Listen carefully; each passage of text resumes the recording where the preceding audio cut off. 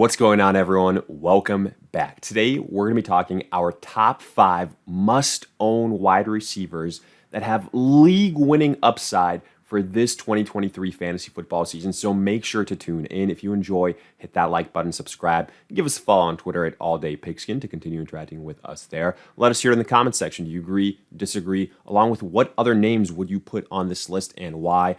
Any other questions you guys might have, we will do our best to answer them as well. But with that being said, let's get right into it. As you can see, we've got the ADPs pulled up here via fantasypros of draft rankings. It is on a PPR basis, so keep that in mind.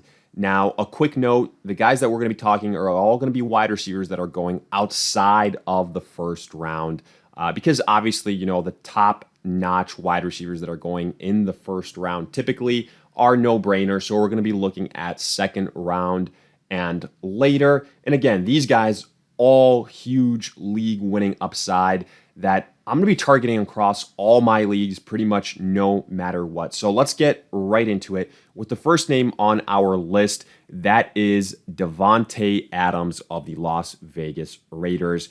And, you know, you look at his ADPs here across several different platforms. You know, the highest he's going 11th, lowest right around 17th. So the average ADP right around 13.8, 14th. That puts him outside of the first round, depending on the size of your leagues. But from what I've seen, he's typically a middle to early second round selection.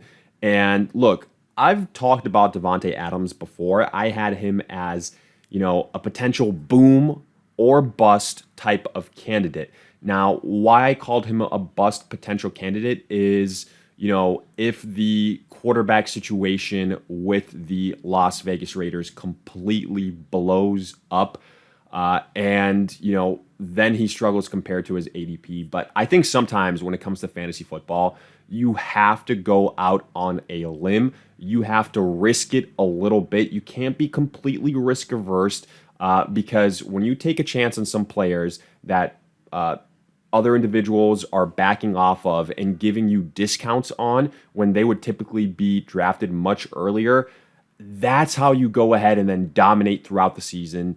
And I think Davante Adams is a perfect example of that. I think that Jimmy Garoppolo will end up playing this season. And even though Davante Adams has, you know, expressed some unhappiness, some possible frustration with the Raiders, he's still the top-notch guy. Like, no matter what, he is going to get his. And I think that we're going to see, you know, a top 10 wide receiver season from him. You know, in terms of talent alone, Davante Adams is a top 5 guy in this league. Now, it's never easy to go from Aaron Rodgers to really anyone else. We kind of saw that last year, but I think Davante Adams is going to be a focal point on this offense for the Raiders. I think wherever he is, you know, if for some reason he gets like traded or something like that, I'm not saying that that's going to happen, but Davante Adams is that type of guy, basically what I'm saying, that he's going to be the alpha on whatever offense he's on. Still at his current age, I think he's got like another year or two in him where he can be a top 5 wide receiver. And I think he can dominate. I really do. I think that Jimmy Garoppolo is quickly going to find out who his main guy is, and he's going to pepper Davante Adams with targets. So for that reason, I'm taking the chance on Davante Adams.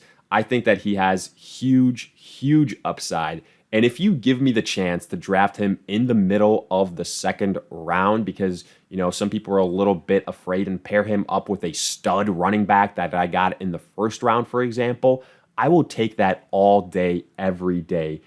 So to me, Davante Adams, is he risky? Sure, but sometimes I think you have to take on that risk, and it can pay off, and I think that's what we're going to see here with Davante Adams this season. But let's move on to another name. Number 20, Garrett Wilson for the New York Jets, comes in at the wide receiver 10, typically an end of the second round selection in drafts at this point in time. But look, this is what happens when you have Aaron Rodgers added to your offense. One wide receiver's loss is another wide receiver's gain. And in this case, Garrett Wilson is that wide receiver that is going to be winning big time. He showed us his rookie season how talented he was. And keep in mind, the guys that he was playing with at quarterback, one of those guys was Zach Wilson, and we know how much he struggled and how lackluster he was. So I think that Garrett Wilson here is going to be, honestly, leaps and bounds better with Aaron Rodgers. I think he's the unquestioned number one wide receiver on this offense. Sure, the Jets added a couple of familiar faces offensively at wide receiver to keep Aaron Rodgers happy, things like that, like Allen Lazard and, Randall Cobb. But Garrett Wilson is still the alpha. Like, when Davante Adams was having his top-notch seasons with the Packers and with Aaron Rodgers, they still had guys that Aaron Rodgers liked. They still had Lazard of the world. They still have Randall Cobb then. But Davante Adams was still dominating by far and away. And I think that's what we're going to see here as well. Elijah Moore was shipped out to Cleveland, so there's even less competition for targets there. Garrett Wilson is the guy, and I've said it before, I think Aaron Rodgers is coming back with a vengeance this year. This Jets team is much better equipped compared to what we saw with the Green Bay Packers last year. I think Aaron Rodgers bounces back in a big way, and I think that the biggest beneficiary is going to be Garrett Wilson, who will end up being a top 10 wide receiver, a wide receiver one, and somebody that in the second round at the end of the year seems like a complete steal, and we're left scratching our heads. How was he even left available for us at that point in time? But let's move on here now to the number 3 name on our list, somebody that you guys know, if you've been watching my mock drafts, that I really, really like in the third round. That is Mr. Chris Olave of the New Orleans Saints. Honestly, my favorite third round selection, period, especially in PPR formats. If Garrett Wilson was the top rookie wide receiver last year, Chris Olave was the number 2 guy closely behind him. And when you consider that he had, Andy Dalton for the majority of the season and, just basically quarterback instability, let's just call it that to be nice. This year, I do believe that the addition of Derek Carr is an upgrade at quarterback. And the way this Saints team is constructed, I think that Derek Carr could potentially have his best year as a pro, or at least close to, his best years prior in Las Vegas or Oakland.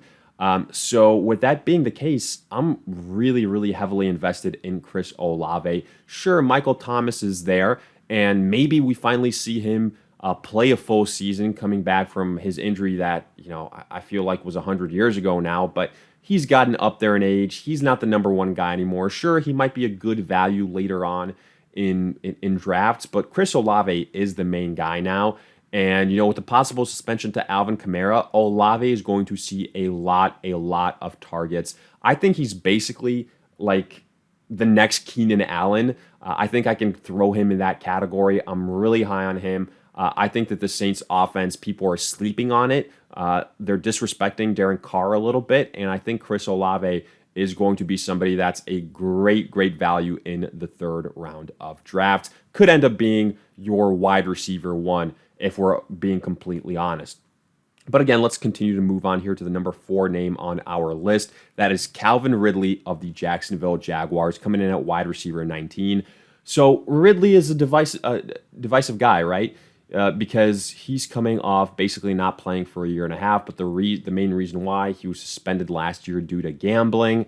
And people are questioning, is he going to come back in full Calvin Ridley capabilities and fashion and show us why he was a fantasy darling not all that long ago with the Atlanta Falcons. And I really do think that he can do it.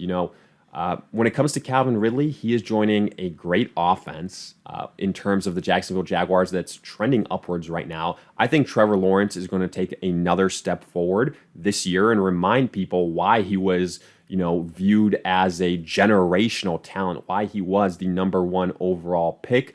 And honestly, even though Christian Kirk had a breakout season last year, I think Calvin Ridley is going to be the top wide receiver for the Jacksonville Jaguars. Now, the thing with Calvin Ridley is I think a lot of people are kind of joining me with this train of thought. So his ADP is rising a little bit. You know, if you're going to be drafting him, he's going in the 4th round, something like that, earlier on a little bit. So keep that in mind. But again, another guy where do you want to risk it? And if I'm looking at the capabilities offensively, you know, we know that Ridley has done it before. We know that he's joining an offense that is going to be passing it a bunch. We know that he's got a very talented quarterback. I think he's going to be the wide receiver one. All these things put together to me just equal a lot of fantasy success, and potentially getting him in the 4th round or later, again, depending on the size of your league or the guys you're drafting with and how comfortable they are with Ridley coming off a suspension, to me seems like a no-brainer of a selection for Calvin Ridley. But let's wrap things up here with the last name on our list, and we're going to do a little bit of scrolling down, but again, he is a name that I've mentioned a bunch before. That is Marquise Brown of the Arizona Cardinals. Comes in all the way down at number 80, the wide receiver 34. You know, you can probably get him in like the 6th round of your draft, something like that, if not later. But to me, Marquise Brown, look, I was hyping him up last year, especially early on when DeAndre Hopkins was going to be out due to his suspension. I said, look, Marquise Brown is going to have a couple of weeks, a start to the season where he is absolutely going to blow up, and take advantage of that because he's going to be super valuable. Unfortunately, he gets hurt afterwards. But look, the fact of the matter is that he is now the number 1 guy unquestionably for the Arizona Cardinals. No more DeAndre Hopkins. And to me, there's no reason why he can't continue his huge target share on that offense this year. Now, the biggest thing here, right, is the health of Kyler Murray. That's why Marquise Brown is a little bit lower on this list. And I think if you told people that Kyler Murray plays the majority of the season, which I happen to personally believe, then Marquise Brown would vault up these rankings pretty significantly, you know, like between 10 and 20 spots. And like I have him as a top 20 wide receiver. I'm very, very bullish on him. I'm admittedly higher on him in PPR scoring formats because, like I said, I think he's going to see crazy volume. And I continue to say, especially in PPR, volume is king. So for that reason, I'm very high on Marquise Brown. I'd be very, very happy to have him as a flex play, which right now is very real as far as possibilities are concerned. I think he's going to be I think he's going to be a low-end wide receiver one. I think he's going to be like a Keenan Allen light type of situation. It's all just going to come down to Kyler Murray and when he comes back. So for that reason, take the discount when you can. Marquise Brown is definitely somebody that I am targeting across all my drafts. But with that, we wrap up our top 5 must-own wide receivers with league-winning upside this season. Hopefully you guys enjoyed. If you did, hit that like button, subscribe, give us a follow on Twitter at AllDayPigskin to continue interacting with us there. Let us hear in the comments section your thoughts, along with any other questions you guys might have. We will do our best to answer them all. But in the meantime, we'll see you guys in future videos.